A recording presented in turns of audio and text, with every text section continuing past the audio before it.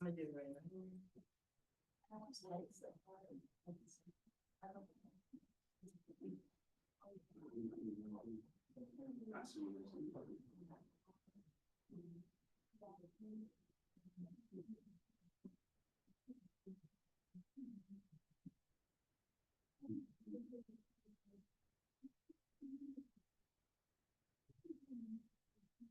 you confirm if you can hear us online?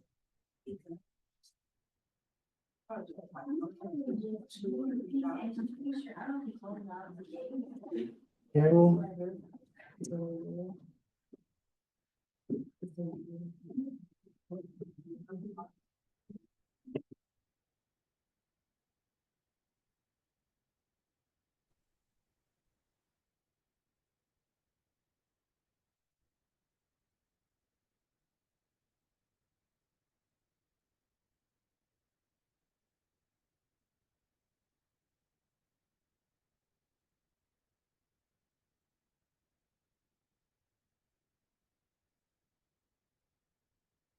Can you guys hear me? Yes, you sound good. Okay, great.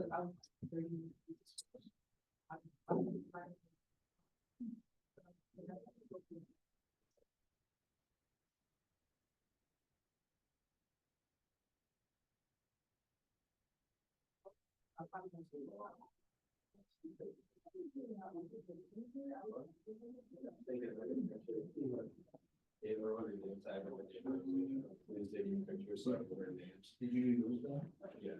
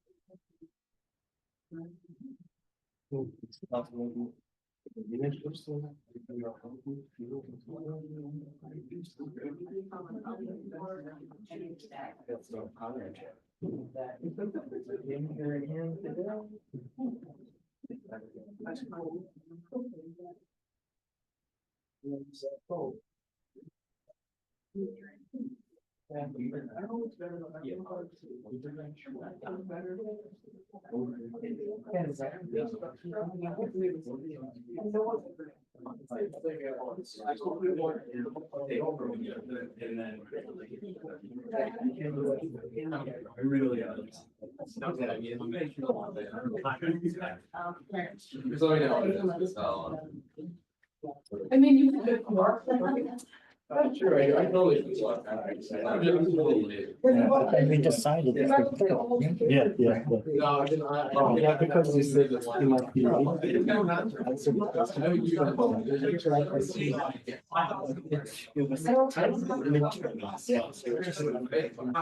Thanks so much. I appreciate it. Okay.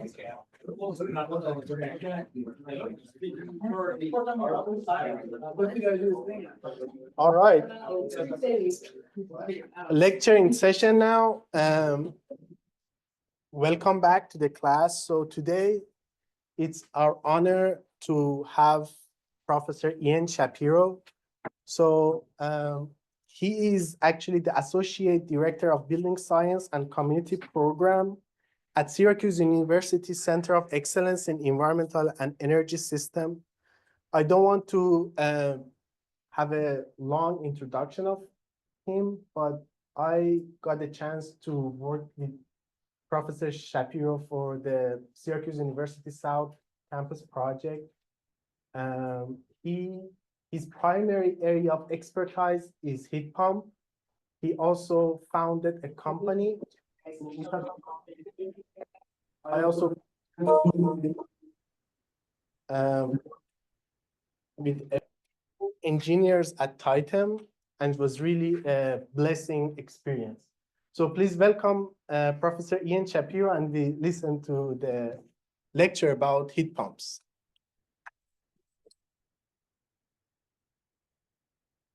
Thank you, Cheyenne. I want to see where the folks online can see me. From there, So there, I like to wait. Yeah. Can we go around the room? I want to just hear everybody's first name. That would be helpful to me. And if you could say yes or no, if you've heard the word heat pump. So why don't we start here? Yes. Come on, yes. David, yes. Jonathan, yes. James, yes. Austin, yes. Selena, yes. Don, yes. Ryan, yes. Alec, yes. Sean, yes. Lydia, yes. Ben, yes. Aaron, yes. Luke, yes. Drew, yes. JD, yes. Okay, and the online folks. And your names, I can't see their faces here.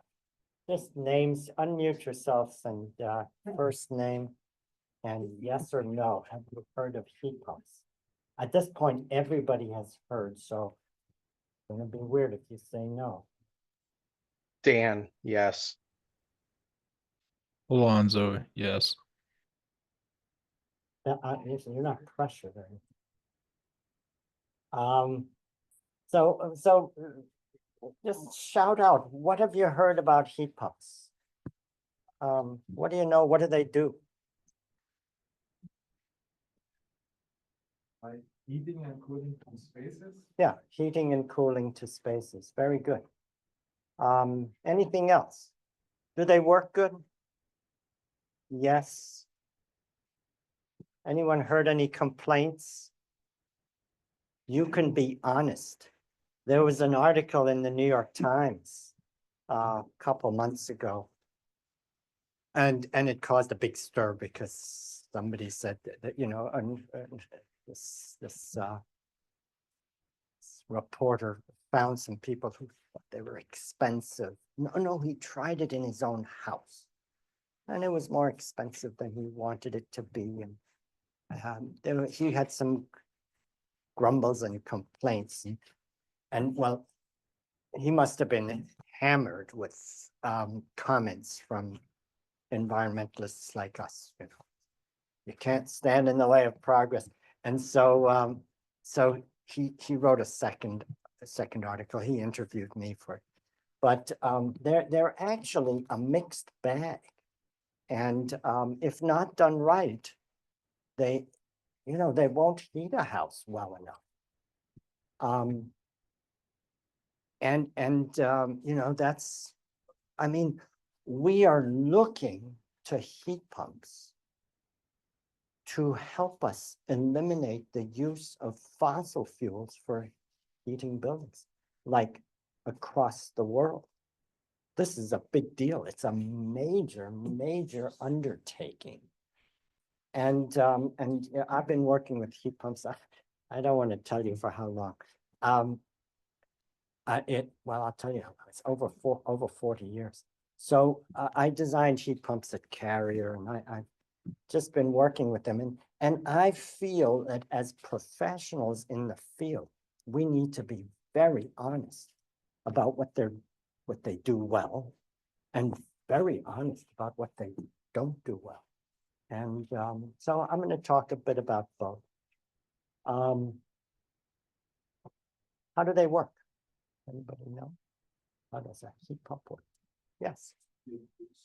Cooling fluid, like a source medium, so like air or ground, and then you're either expanding that or compressing it to get the desired temperature.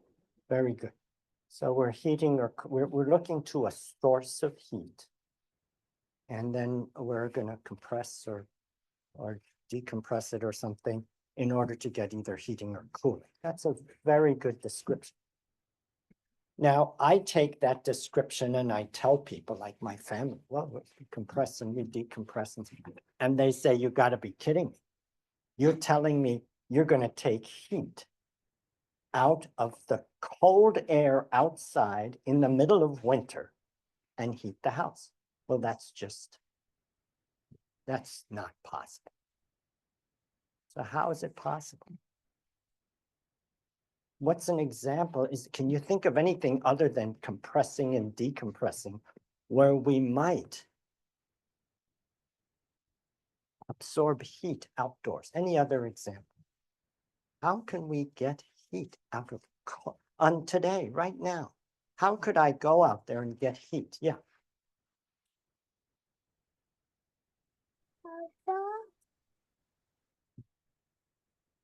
Would somebody speak to me on remotely?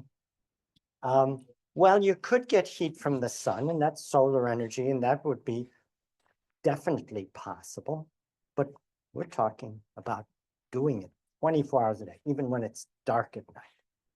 How can we get heat from cold outdoor air? Could you just heat it up? You could, but that would take a lot of energy. It'd be easier just to heat up the indoor air. So let me ask you to do a thought experiment. Imagine yourself going into your freezer at home. Do any of you have like those little blue packs? So let's take one of those blue packs. What's the temperature of a freezer? What is 12 degrees Celsius or Fahrenheit? Fahrenheit, 12 degrees Fahrenheit. Very good. It's about 0. It can be anywhere between 0 and 12. 12 is fine. 15 is fine. Any of those temperatures will work fine. It happens that it's usually about 0. So I'm going to take one of those things. It's at 0 degrees, and I'm going to walk it outside right now. What's going to happen to that blue pack of ice? Yeah. It's going to warm up. And it's weird as anything, but we can absorb heat from cold outside air by putting something even colder outside. I could, if it was like, I don't know what's the melting point of those packs. I don't know. I'm guessing it's, let's say it's 30 degrees. I don't know what their melting point. But if it was 35 degrees outside, which is pretty cold, I can take that pack of ice out there and I can melt it. I can extract so much heat. And there's a thing called the first law of thermodynamics that says that, you know, if I absorb that heat, even if it's at a cold temperature, and I bring it indoors. Now, if I bring it indoors, it's still cold.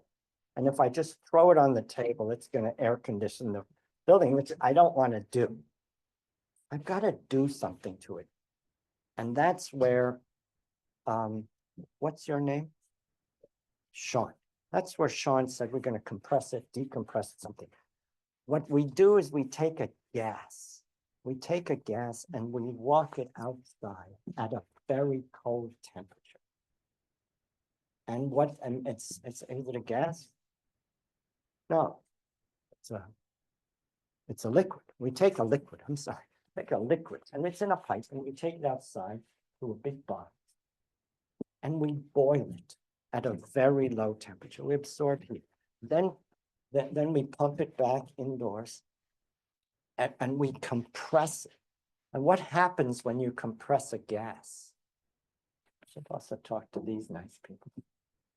What happens when you compress something? It gets hotter. How hot can it get?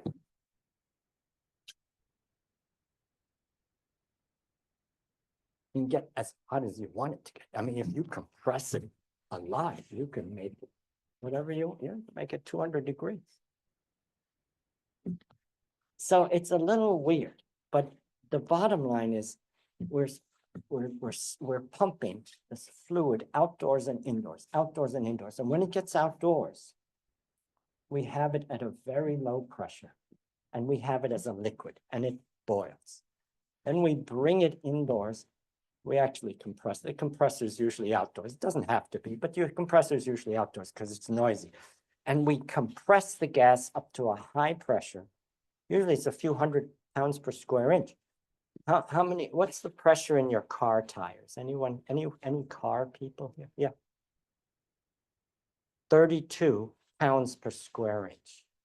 Well, we compress it up to like 300 pounds per square inch. We make it really hot. In fact, we make it about 120 degrees. And it's a gas now. And it comes indoors in a little pipe. And we put it through a heat exchanger and it gives up its heat. Any ideas what might happen as it gives up its heat? It's heating the indoor air. Any idea? It's cooling it back down. What else? Not yet. We're going to expand it. I was just gonna say it's a loose question. That's basically. Yeah. Turns back into a liquid. What's your name? Don. Don got it. It turns back into a liquid. We're keeping it kind of in this place where it's between a gas and a liquid. Turns back into a liquid. It's still at a high pressure. And then what we do is we put it through a little hole. It's in the pipe. Right in the middle of the pipe is a teeny tiny hole, and it goes as a liquid from a high pressure liquid down to a low pressure. You said it expands low pressure. What's your name? Don. I'm not going to end up with favorites here, but I love it when people are trying. All right, so that's how a heat pump works. Then we've got a heat exchanger outdoors and a heat exchanger indoors. Have to have that. And we have a compressor, and those are the three main components of a heat pump. And in fact, they're identical to an old-fashioned air conditioner, which is just pumping the liquid literally in the other direction. And it condenses outdoors and it gives up its heat at a high temperature to the warm outside air, heating the outdoors. You walk past an air conditioner in the summertime, just put your hand over it and the air will be really hot. You don't want to stand next to it. Be way hotter than outdoors. It's heating the outdoors. And then the refrigerant comes and it comes at a low pressure back inside. And now it's condensed. So it's coming inside as a liquid at a low pressure. And there it's boiled by the indoor air, which is taking heat out. And so it's cooling the air. It's counterintuitive, this stuff. But for me, it helps to think about that ice pack, taking that ice pack outside. We are taking heat from the outside. And the big thing about heat pumps is it's all using electricity. And electricity can be a clean form of energy. Depends on where it comes from. In New York State, we have some of the cleanest electricity in the whole country because we've got hydroelectric power, which is totally clean, coming from Niagara Falls and from a bunch of hydro dams on the St. Lawrence Seaway. That's clean. New York State is ahead of our goals, for solar power. We're doing fabulously well. We have a plan to do a bunch of wind power off the coast of Long Island. That's behind schedule because for various reasons, but we're still going to do it. We have a bunch of nuclear power that is controversial, but it is carbon free. I've got friends, environmentally committed friends of vegans. That's very environmental. And they're in support of nuclear power. I'm struggling. I haven't quite decided. You know, nuclear power produces this very nasty waste that will last for hundreds of thousands of years. So we're kind of trusting politics of society that we won't have some enemy that comes and bombs our nuclear storage. So, you know, I would rather that we be putting our money into renewables. But if you twist my arm, I'll take nuclear just for the low carbon. All right. Where was I? I'm getting all off track. Why are we doing heat pumps? Because it uses electricity and we are already today, if you took out the gas in your house that's heating your house, and that's cooking your food, and that's drying your clothes, and that's heating your hot water, if you took them out and put in electric, today you would reduce the carbon emission by about 50 to 60% today. New York State has a goal to be 100% clean electricity by 2040. We're ahead of our goal on solar. We're behind our goal on wind. We're going to hit that goal. It may not be 2040, it may be 2045. We're going to hit that goal. And all the buildings that today that we convert from fossil fuels to electric will be clean buildings. I mean, they're already cleaner today, but they'll be 100% clean just 15 years from now. So this is the motivation for heat pumps. There's other things as well.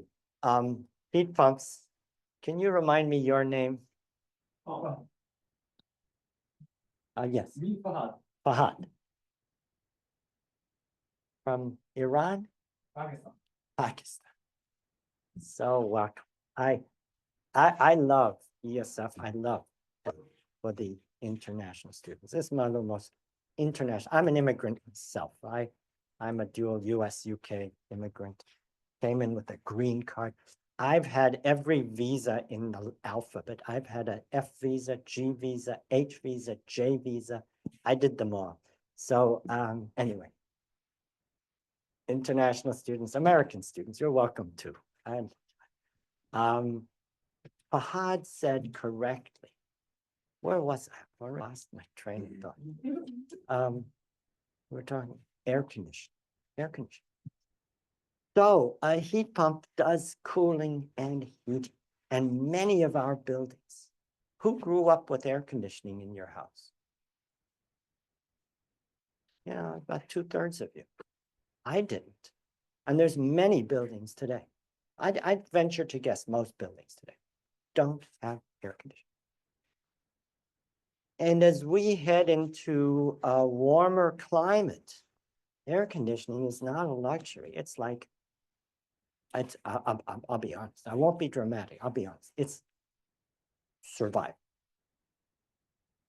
During a heat wave, they predict that in a heat wave in Arizona, if there's a power outage and the people don't have air conditioning, that thousands of people will die. If thousands of people died a few years ago in a heat wave in Europe, which is a very mild climate, thousands of people died. So I don't want to be dramatic. Air conditioning is good for our health. And heat pumps bring air conditioning for free. So that's good. I'll tell you some other things that heat pumps do, which is they don't kill people with explosions like gas explosions. They don't kill people with carbon monoxide poison. We have hundreds of deaths a year from gas explosions and carbon monoxide poisoning. And in heat pump electric buildings, you don't have any. So that's good. All right, enough of a prelude and a prologue. Any questions? Heat pumps. Just that was a broad. So today I'm going to talk about where we are with heat pumps in 2025. New York State and the US has ambitious carbon reduction goals. Our goals in New York State are, by 2040, I think it's 85% reduction in carbon.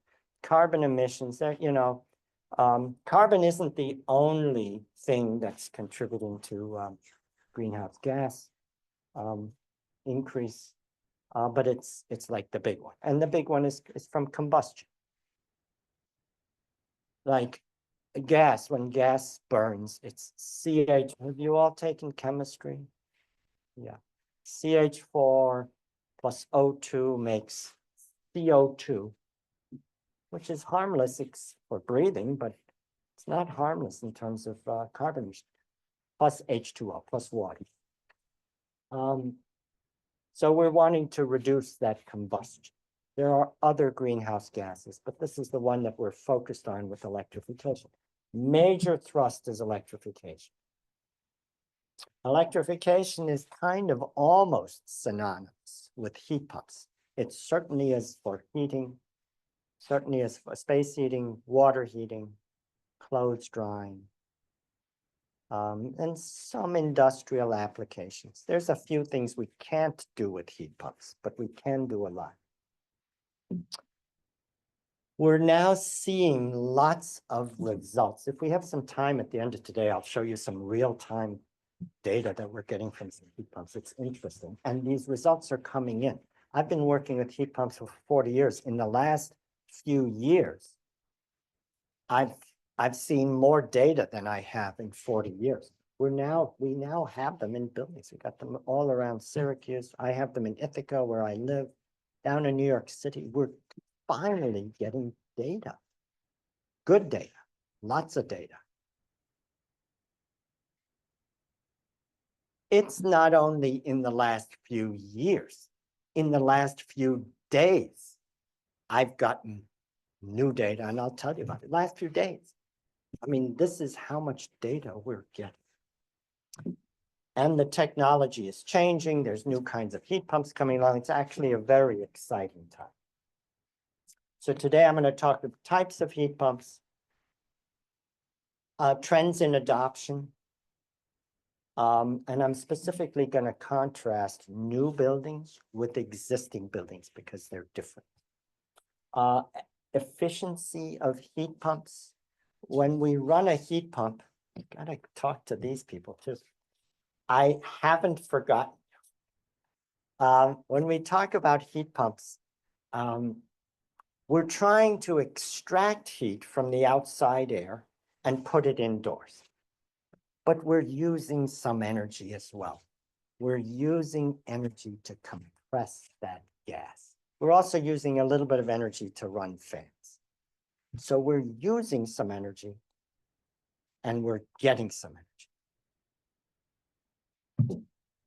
And we're delivering some energy to the building. And we want to get more of the free stuff and pay less of the electricity that we're using to do the compression. That's the key. And right now, we're getting about 2 to 3 units of free energy from the outdoors for every 1 unit that we're paying for in electricity. And that electricity that we're paying for, one day we're hoping that's all clean. So we're getting about 2 or 3 units of free energy for every 1 that we're paying for. We'd like to get more. Has anyone heard of geothermal heat pumps, ground source heat pumps?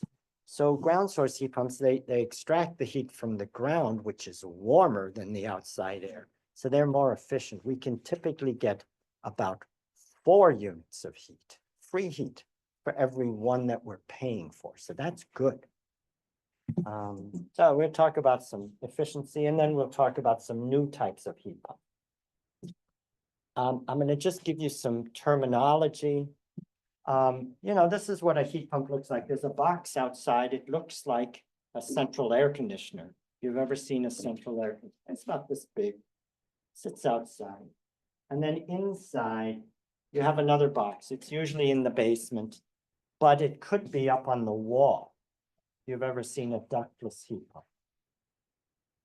If this box has air coming into it, and if this box has air coming out of it, we call that an air-to-air heat pump. Air-to-air heat pump. Some people call it an air source heat pump because the source of the heat is air. For a ground source heat pump, we're usually using water that's going through some pipes in the ground, and it's being heated by the soil, and then that water comes up, and everything is in here. The gas and the compressor, everything is in this one box. There's water outside, air inside, we call this a water to air heat pump. This is just some helpful terminology. If we've got water outside and inside, we don't blow air, but we've got water. This is a water to water heat pump. We always start. Hello, an old friend. We always start with what's happening outside. Yangshi, are you in this class or are you just come for the fun? Star student in my heating class last semester. Water to water. We always start with the thing that's outside. Okay, water to water. And then lastly, oh, by the way, this one usually doesn't do air conditioning. It can, but it's less typical. And then air to water, even less typical. I put one of these in my house about 4 years ago. It's a total disaster. It was expensive. Oh my gosh. And the energy cost higher than I want them to be.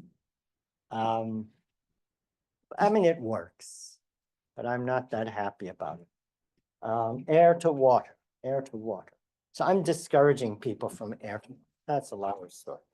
All right. Heat pump installations in Tompkins County. This is where I live down in Ithaca. You know, I was kind of following it for a while. I was following it in these years. We just had a few, we could count them on our hands. About 5 to 10 years ago, it exploded. And there have been these questions, like in the New York Times, you know, can heat pumps work in cold climates and stuff like that? Well, we've answered that question.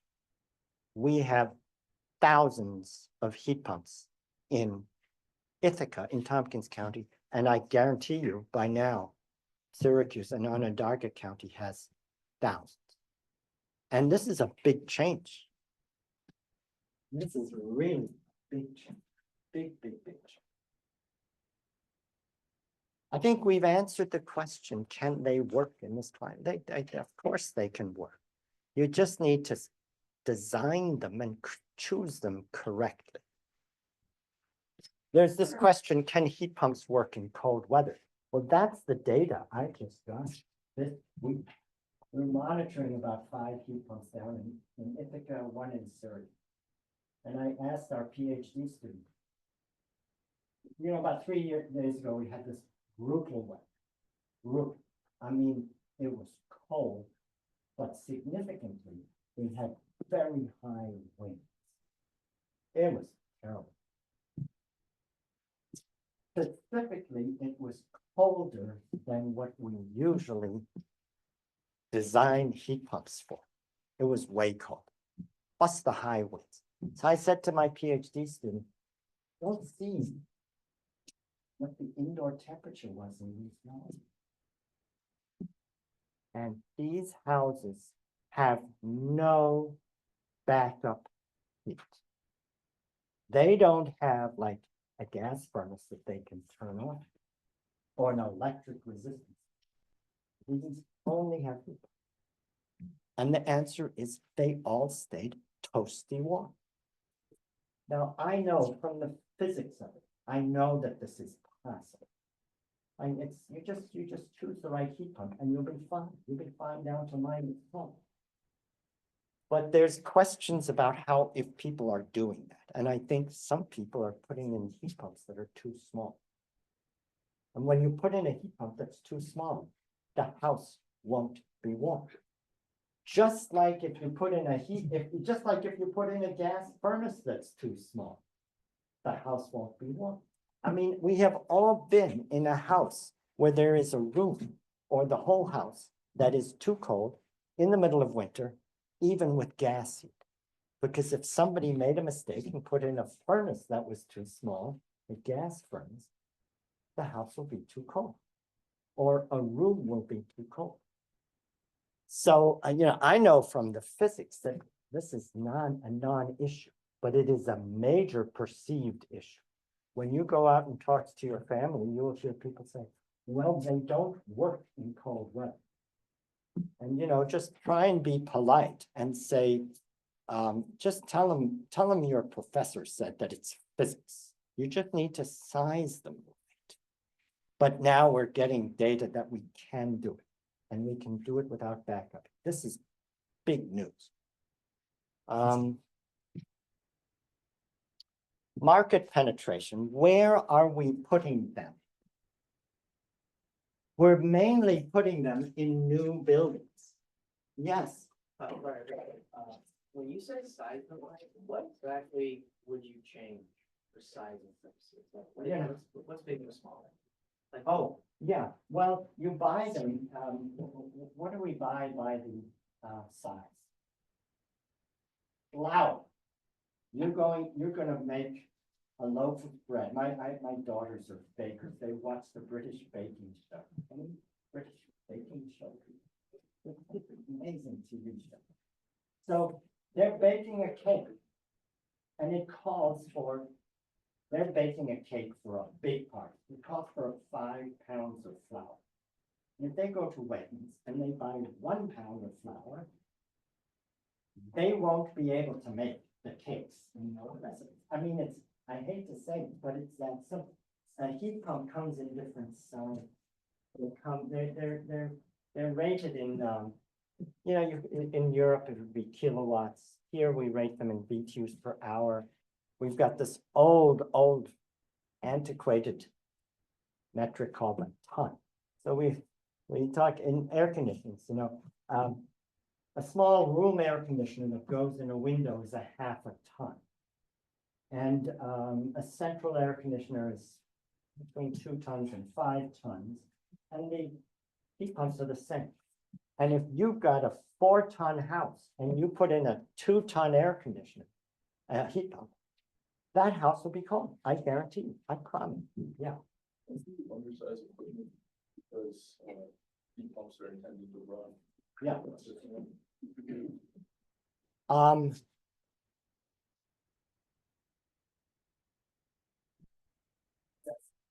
Construction. Am I right? Yeah. So there is a major debate raging in this country about sizing heat pumps. And it comes from, I think I know it comes from, about 30 years ago, we found that if we oversize air conditioners, that they would only run for a few minutes and turn off, and it wasn't efficient, and they didn't dehumidify, because air conditioners also dehumidify. They not only cool the air, but so they found that if you oversize air conditioners, it's bad. It's bad for efficiency, it's bad for comfort. We have kind of carried that with us to this day. And now the whole world says, don't oversize, you got to undersize. You got to, or right size.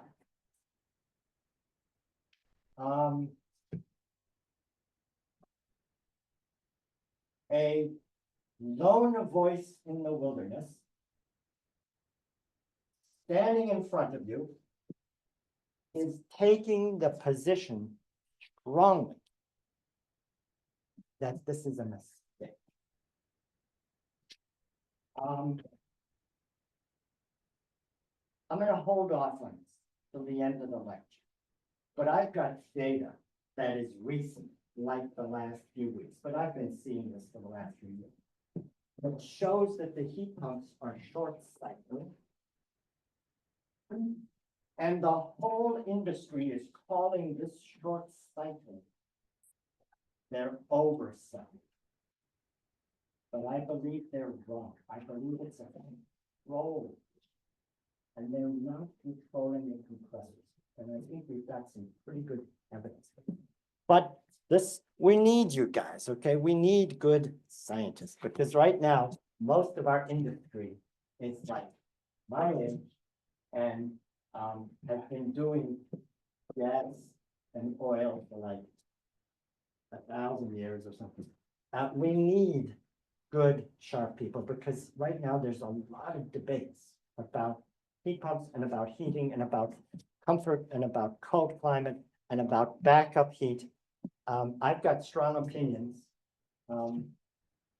I've got about 1,000 heat pumps working in upstate New York with no backup heat, doing just fine. I don't think we should be doing that. But again, you've touched on a sore spot. Okay, where are we putting in heat pumps? We're putting them in new construction. Mostly in single family, mostly in residential buildings. A lot of. A few in commercial buildings. We're struggling to get existing buildings retrofitted. We've started, but we've got a long way to go. Anyway, that's where heat pumps are going in now, more in new buildings. And it's easier in new buildings. You just design a heat pump instead of a gas furnace or boiler. I didn't define terms. A gas furnace is something where you burn gas and you heat air directly. A gas boiler, you burn gas, you heat water, and then you pump the water into the building and the water heats the air. Gas furnace, gas boiler, it's not that critical. What's important is you know that a fossil fuel is like gas, oil, propane, kerosene, very rarely. It's mostly gas. We see a good bit of oil and propane in New York City. We see a lot of oil, and we see it in rural areas that don't have natural gas.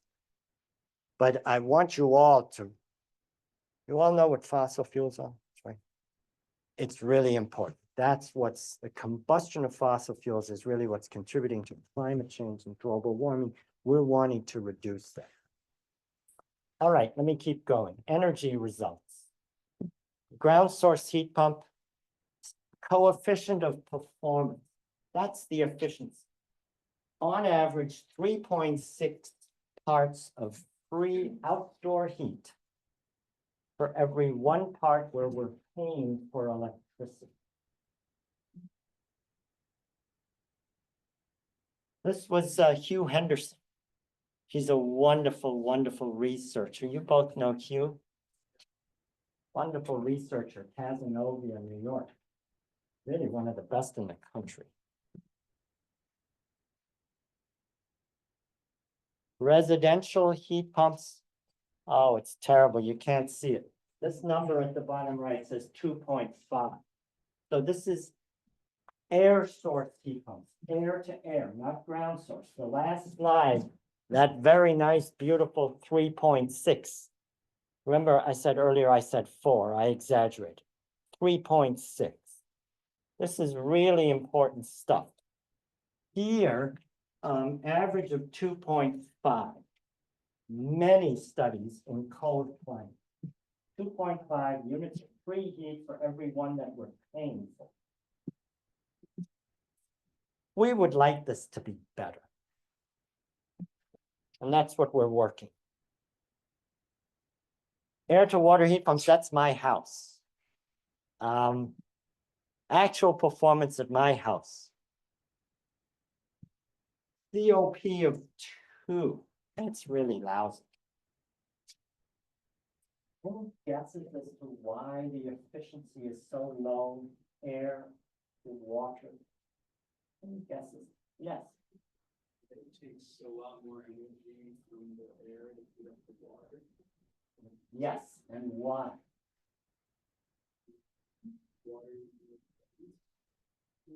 No, you're headed in the right direction. A specific heat or. No, one's actually pretty good. It is Exchange. heat exchange. Yes. The issue is that we're having to heat water all the way up at 100 degrees or 120 degrees. What's that? No, because we're still using a refrigerant. We're sending a refrigerant outdoors, we bring the refrigerant indoors, it's doing its evaporating and condensing. But we're having to raise the pressure of that refrigerant way up high, probably higher than 400 PSI, because it has to heat water up at 120 degrees. And then the water then heats the air in our buildings that's at 70. When we go air to air, we just need to pump that refrigerant up to about 400 PSI. And then it's at about 100 degrees, 120 degrees. We're not having to heat it up to 130 or 140 to heat hot water. That's the main reason for this. Air to water heat pumps. I went over to the Netherlands, to Holland in 2016, and they're doing a lot of this. And this looks very similar to what you might see on South Campus. SU, your professor, have led one of the most significant demonstrations of this in the country on South Campus. Very, very exciting. And here they not only put in a heat pump in this closet, go up to, what's the name of the drive? Lambert Lane. Any of you live on, no, you're on ESF folks. You live on South Campus, any South? Anyway, yeah, just walk over to the other university that, and South Campus, you see these little things, they've got a heat pump here, it's an air source heat pump, it's heating. Yeah, that one's also air to water. Yes. Yeah. Maybe a little more efficient because they went to lower water temperature. But anyway, here in the Netherlands, they were using existing radiators inside the house. So it's air happening out here, and then it's coming indoors, and it's just water going through the radiators. Very simple. So anyway, this is, they've been doing it for years. They've done thousands of homes in the Netherlands. It was a cool model, but very expensive. They insulated the outside. This is all new insulation. You can see the old buildings here. They added insulation to the walls. This is new. It looks like brick, but it's like plastic brick. There's new insulation here. There's new insulation up on the roof. They insulated the building and converted to heat pumps. Got rid of the gas boilers. Very nice project. Struggling with high cost. Package terminal heat pumps. These are little guys that you've seen these in hotels. Under the window in hotels. They call them package terminal. Terrible efficiency. Although they're working on newer ones that will be better for sure. These, we call these mini split or multi-split. You probably have seen them on the walls in homes, in apartments, and you'll see them in restaurants. When the restaurant's too hot, they throw one of these in for air conditioning.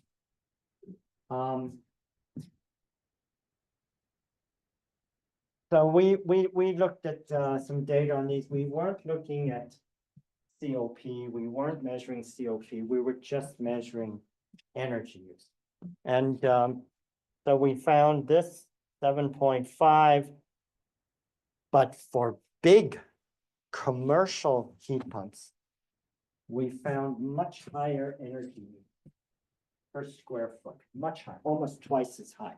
So we have raised a question about whether these very large commercial heat pumps are even worse for COP. We're estimating their COP is below 2. So I'm worried about these.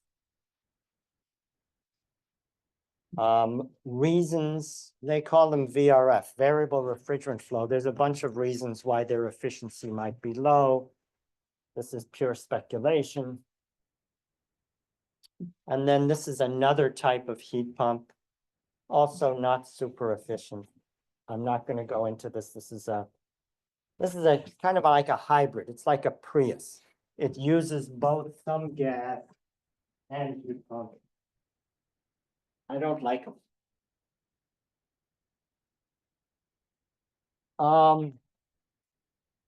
So I just compared, I just graphed those things. Look at how the ground source heat pump uses the lowest energy. Air-to-air heat pumps, like the residential type, but we can use them in hotels and apartment buildings. Pretty good. Not as good as ground source. The big commercial equipment, unfortunately, is very inefficient. And then the hybrid is kind of in the middle. Yes, Is this like for both the heating and cooling? this is just heating. You know, I really shouldn't ignore cooling. I like cooling as a feature. All of my focus is on heating because heating use in our climate is like, it's like 10 times higher than cooling.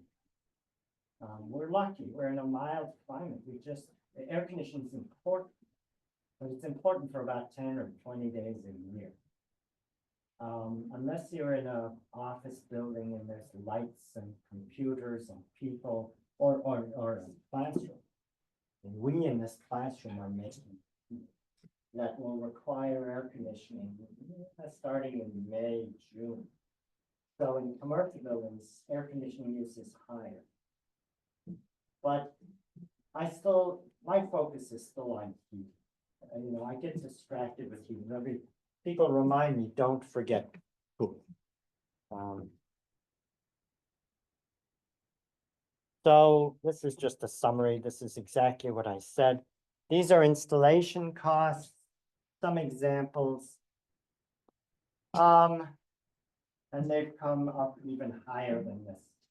The bottom line is it's not cheap to electrify buildings with heat pumps, and that's why we're not seeing a ton of it being done in existing buildings. There's bad news and there's good news. The bad news is it's not cheap. The good news is, you know, if you want to do electrifying your house, it's probably cheaper than putting in a new bathroom. You know, $20,000–$30,000. Now that is not something that most people can just do easily. And it's why, yes, I have a question about, you were saying it's more expensive to replace it. Like in the last couple of years, my boiler in my house died, and I had to get a new one. yes. Would it have been, I'm assuming it would have been more expensive to electrify with a heat pump system than to just replace the boiler outright? So there's already like the boiler system in place, it would just be a new boiler. Yes. And the best possible time to electrify is if your boiler or furnace has failed. Because then you're about to spend, I don't know, $5,000 or $10,000 on a new one. And instead, you can take that 5 or 10. You can get about 5 free from New York State, from National Grid in this territory. You can get a nice big tax credit from the federal government. The people who used to be known as the federal government. The government, okay, I'll leave it there. So there are incentives that you can tap into. You still have to pay some out of pocket.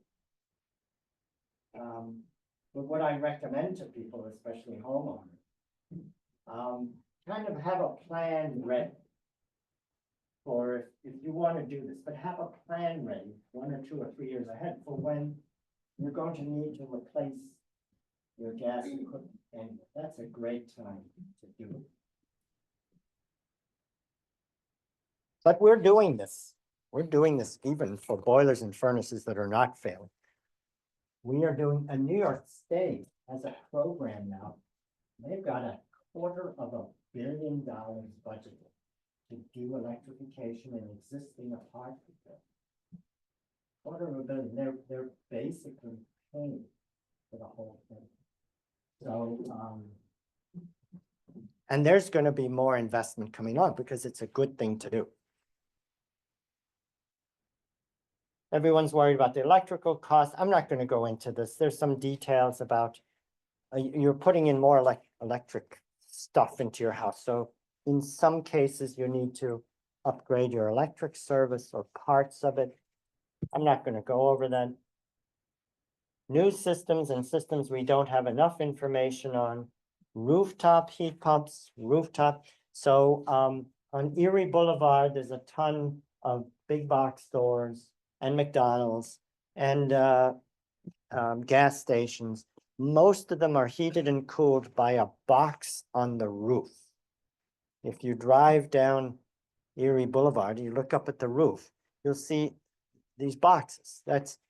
They are usually gas heat and an air conditioning in one box. We don't have a lot of information on these yet. They do make them as heat pumps. I've done one project. It's already about 10 years ago, this supermarket down in Ithaca. Don't have a ton of information. I wish we did. I think this will be a next frontier for research and development. They have them, but not many.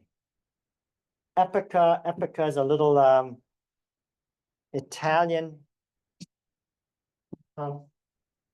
It goes like on a wall under a window.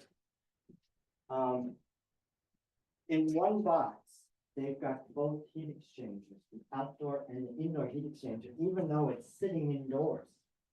But they duct some air, the outdoors.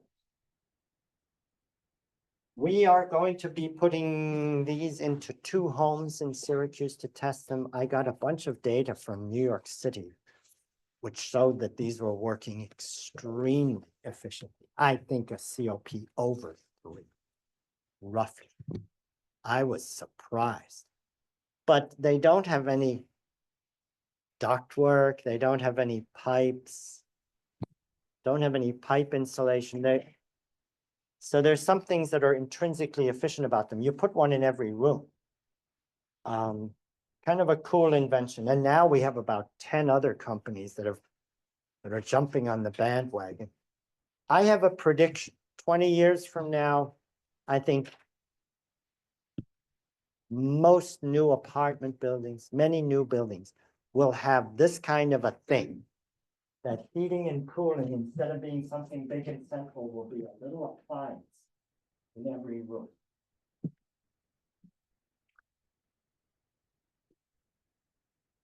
Through wall heat pumps, this is the kind that's in hotels, just being developed. Where we are, 2025. So I wrote a book on green building design. It's called Green Building Illustrated. Got great pictures. I didn't draw them. So this is from that book. And so I tried to map out where we are, but this was in 2020 that the second edition of the book came out. Tried to map where we are. So ground source heat pumps, we really can use in every building type. The challenge with ground source heat pumps is we need a place to put wells outdoors. So it's hard to do it like in Manhattan, right? We got a high-rise building and there's no place to put wells. It's hard to do in urban areas. Higher energy use. This is the Cadillac. This is the very best ground source heat pumps. They're also the most expensive. Small mini multi-split heat pumps, mainly in these 2 building types, residential and hotels. Large VRF heat pumps, air source heat pumps. The kind that I said we found we're worrying about low efficiency, high energy use. We would only use those in commercial and multifamily buildings. We would not use that in a single family building. Rooftop heat pumps, we only use in single-story commercial buildings like Target, Walmart, McDonald's.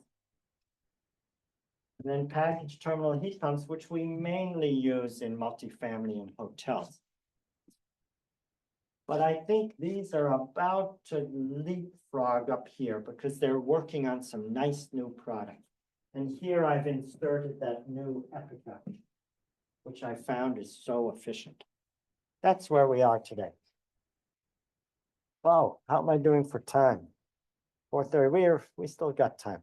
So I can take questions. I could possibly show you some data, but I'd need to hook in my laptop. I'm happy to take questions. Heat pumps, a major transformation of society, transformation.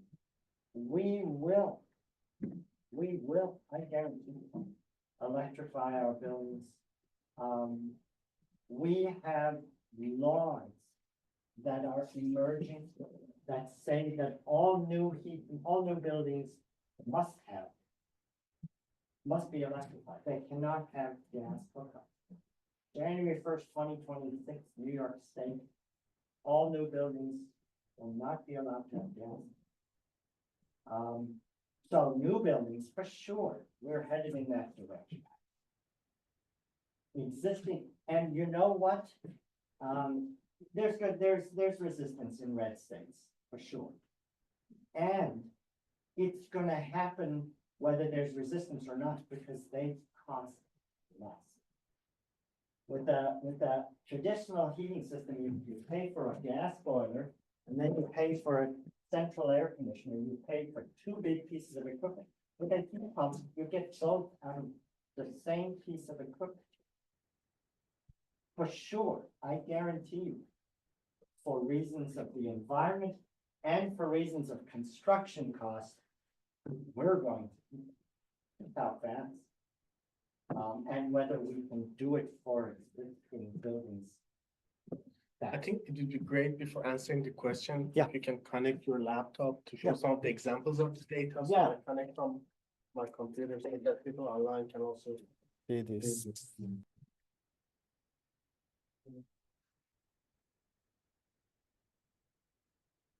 As I get set up, I'm interested to take questions. I covered a lot of territory. You got an HDMI? Yes. Has anyone seen a heat pump? Yeah. What was your experience? Did you turn it on? Did you?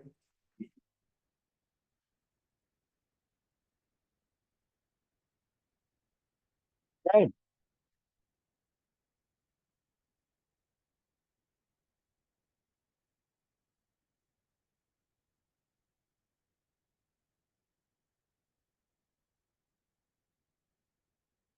You have any ground source heat pumps on campus?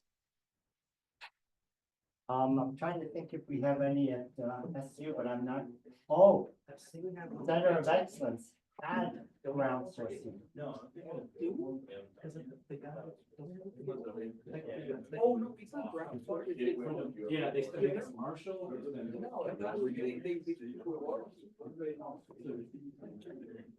The Marshall one. Yeah, that's what it is. They do the- I'm just making, we just renovated a building here on campus, actually. About. If you log in, you should be able to see your screen. That's the Shapiro explained with certain hydrants where we put boilers in and then we use the hot water from the boilers. So it ended up with, I think, something that.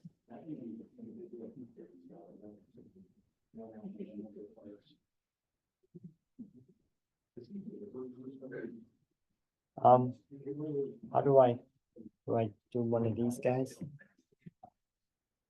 What do you want to do? I want to pass it to you.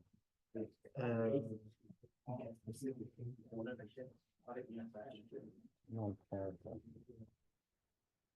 I'm gonna extend duplicate. See if that does- Yeah, there we go. We got it.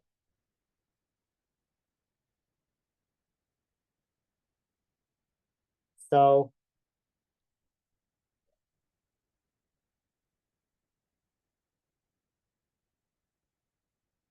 So this is a heat pump down in Ithaca. We're looking at 3 hours of data. Now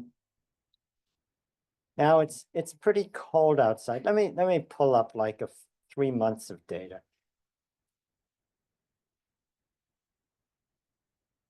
So this over here is the amount of electricity it's using right now, right this second, it's using 2.7 kilowatts. Oh, I'm not connected to anything. connect to.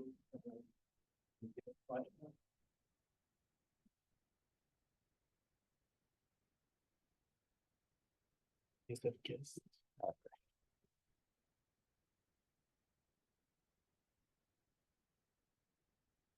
There we go.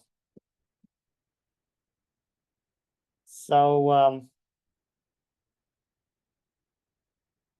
some data, I need to make sure that we're pulling the right thing.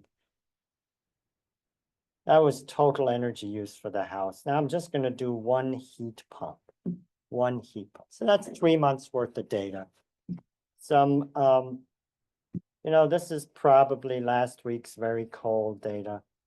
Let's pull in some milder weather. So here, June 29th.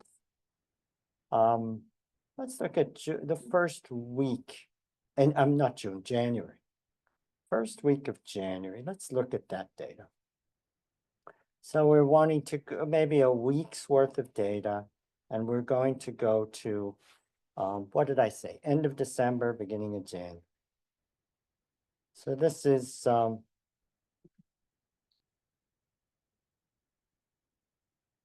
right now, this is February.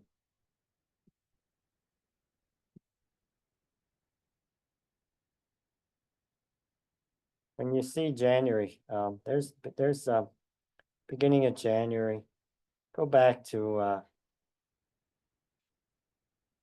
there we go. So now we're looking at, oh,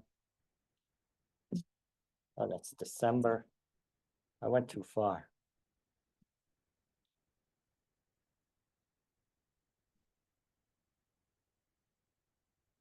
No, kind of mild outside, maybe even too mild. I'm gonna get a little colder. We're only using about a half a kilowatt. Didn't we have like a warm spell right at the end of December, like it was 60 degrees or something? So we're not using a lot of electricity. Let me get a little warmer. So here, definitely the heat pump's running. This is just the heat pump. Now we're seeing it kind of bunch of data going up and down. Looks a little funny. Well, I'm gonna zero in. I'm gonna go in within about a day.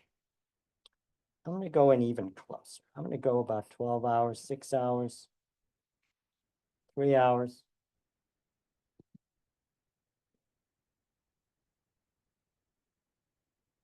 This was actually working pretty nicely. Let me find, didn't make my point. Let me go find the data that's gonna make my point. Outdoor air temperature, total air temperature.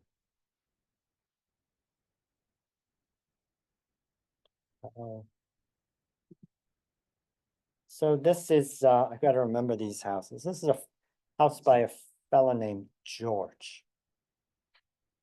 And this is today.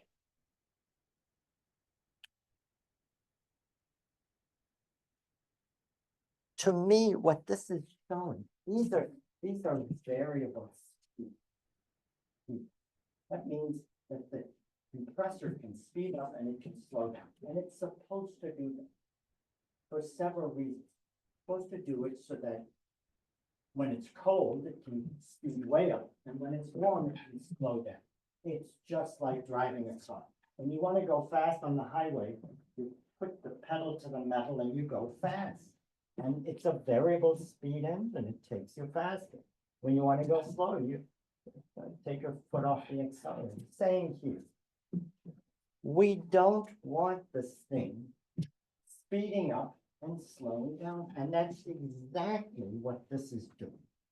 And it's this behavior that has everyone saying we are oversizing people. And they're cycling off because they're oversized. And my argument is, if they were cycling off because they're oversized, this, by the way, this is not very, very close data. I'll take you close, much closer in. What's happening is, this doesn't look it, but this is actually turning off. This is a 1 minute average. And they've taken a minute when it was on and a minute when it was off, and they've averaged it, and they're coming up with a number that's just a little higher than 0. This is turning off, turning back on, turning off. I believe this is because of compressor speed control issues. Not because they're oversized. I'm gonna try and find, go back to this guy and go to today. That's it, we got about 25 degrees outside. That is this heat pump in Ithaca on a 28, 25, 30 degree day outside, maybe a little cold. This thing should just be running at a constant speed. This heat pump is cycling off, on and off, every 15 minutes. This has nothing to do with oversight. It's not staying off for more than a few seconds before it comes back on. The position I'm taking is that this is the manufacturer struggling with the speed control of their compressor. And I've seen this in 7 different manufacturers. I am convinced of it. I'm so convinced. I called up one of the manufacturers and I said, please, can you try and change your speed control and see if we can prevent this? And they said, sure, they did. And we reduced this effect. So, you know, I'm a bit of a lone voice in the wilderness. If any of you undergrad or grad, any of you want to go to grad school and help me convince people that their speed control is screwed up, I'd love any help. Like right now, I'm the only one. Oh, I've got a hand up. It's probably been up for an hour or so. Sam Freeman. Sam, you want to unmute yourself? Sure. Hello, can you hear me? Perfect. Okay. Just briefly, I'm a student, sustainability management student at ESF, but I am also a full-time employee. So I'm a residential energy consultant in Massachusetts. I don't work on the MassSafe program, but I work on the municipal version of that program. So we're regularly talking about weatherization. We're doing a lot of heat pump work. And the barrier to entry always seems to be price. So on the very lowest end, we're talking about switching over a single family house at 20 grand. At the most, we're talking 50 grand, depending on the size of the house, how many systems. Obviously, we're trying to use ductwork if it's in good shape and it's got an existing air conditioner we can swap out. But price seems to be the barrier. I did notice when I was in Spain in September that there were all sorts of heat pump manufacturers. But in the US, we're limited to about 5 or 6 good ones that are making cold weather heat pumps that seem to be reliable. So do you see anything in the market where there's going to be more competition, better reliability, other than just the sort of cheap copies of Mitsubishi stuff? So fantastic. Question is the high construction cost. So Sam is 100% correct. What we're seeing today is $20,000 at the low end to put a heat pump in a house. I've easily seen 50,000. We had some crooks. I mean, I'm exaggerating. We had a company down in Ithaca that was charging over $100,000 to put heat pumps in homes. They now, they've stopped doing it, and they're in the New York Times and Bloomberg News, and I mean, they got in big trouble. You can build a house for $100,000. Anyway, so we've got this price inflation, and the second article by that fellow in the New York Times, it's about 2 months ago, quoted people overseas, Norway, New Zealand, where they're paying like $5,000 or $10,000 to do this work. So the question is, why in the US are we paying $20,000 to $50,000? This work typically takes 2 days for a single house. 2 people, 2 workers, 2 days for a single house, maybe 3 days. Why is it costing $20,000 to $50,000? And the answer is, I don't know. I don't think there's enough competition for the manufacturers. I think the manufacturers are just, their sales have gone up, but they're just happy. They're selling these things and they're raising their prices because the demand is so high. I don't think we have enough contractors. We're trying to build up our workforce. We don't have enough contractors. We don't have enough manufacturers. I also think, well, I'll leave it there. The prices are too high. They will come down for sure. They'll come down for sure as we build capacity. These heat pumps for the last 30 or 40 years, they've been used as a niche market thing. Any of you study business? Any business folks? So it's been a niche market. It's been a luxury market. What did I do? I turned off my computer. It's mainly been, we put heat pumps into homes where somebody, you know, excuse me, out in Manlius or something, they, this is not to insult anybody in Manlius, but you know, wealthier people with big house, and they've got a room in the back and they need some air conditioning, so they put in one of these heat pumps. It's been a problem-solving niche market luxury thing. So all the contractors know that they can charge whatever they like. They have been able to. And now the demand is going up so fast. Prices are just too high. Great question, Sam. I've jumped around. I'm happy to answer questions. What other data can I show you? I've got this. I don't think I'll go into my comfort data. I haven't even looked at it well myself. Yes. I have a question, but I want to go to the student. So you were talking about how, like overall the cost for one of these systems is cheaper than gas plus central air For a new. for a new building, but for like an existing building, right? Like an existing single family home. Does the replacement cost outweigh the operation cost of the older system? Great Or is it just like, we're just only caring about new homes? No, we care about both. So we haven't touched on the operating cost, the electricity cost versus the gas cost. So let me try and summarize. It depends on where you live, what your gas price is, if you've got gas, if you've got oil, if you've got propane, and what your electricity costs. I can say definitively, if you've got oil or propane, or electric resistance heat, that's what we had at South Campus, which is just, it's like a wire, right? It's just a wire. It's just, you're 100% of the heat that you're getting, you're paying for. You're not getting any free heat. So if you have electric resistance, if you've got oil or propane, I guarantee you'll see nice annual savings. And that can help you. Like if you go and you get a loan to do $20,000 to do the work, you can pay that loan off with your savings. Guaranteed. The issue is gas. And gas is a challenge. Gas in the last 20 years, we've got flat gas, mainly from Pennsylvania. The prices plummeted for gas. They've rebounded. In the last 2 years, they've come back up.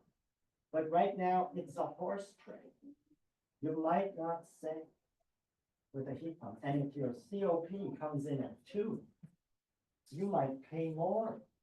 And that's not a very convincing argument to go telling people, well, you know, the right thing to do for get air conditioning and for the planet is to put in a heat pump. But your annual bill may go up. You know, it's not a very convincing argument. I think we, as in you guys, right, and me, the professor, who are advocating for this stuff, need to be brutally honest. I think if we don't tell people that right now, you're not going to save anything, and they go and do it, and they don't save anything, they're going to screw it. So I think we need to be honest. I think we need to be working on the COP. I take the position that with air source heat pumps, we can reach a COP not of 3, which I've seen. I've taken the position that we can get COP of 4 easily. If we deliver a COP of 4, people will save, and that is a big deal. And not only that, but we'll be using less electricity. There's another concern, which is that all of this electrification is going to overtax our grid. Another valid concern. Fortunately, New York State is a summer peaking grid, so our highest electricity use is in the summer. I'm going to keep you here all night. What happens? Do I get in trouble if I keep the students? It's the end of class. Diane has my email. I'm happy to talk about this stuff. If any of you are looking to learn more, it's a very, very rich area. We need research. There's a lot of research that needs to happen. And that's it. Thank you so much. I think it can be around for more, I'll hang few around minutes, so anyone- if anyone online or in person has a question, we can talk about that. Thank you, Sam and Dan. Sorry, I didn't make enough eye contact. Was there anyone else there besides Sam and Dan? Thank you. Thank you. If there are no questions online, we can just end the online question. Ian, thank you so much.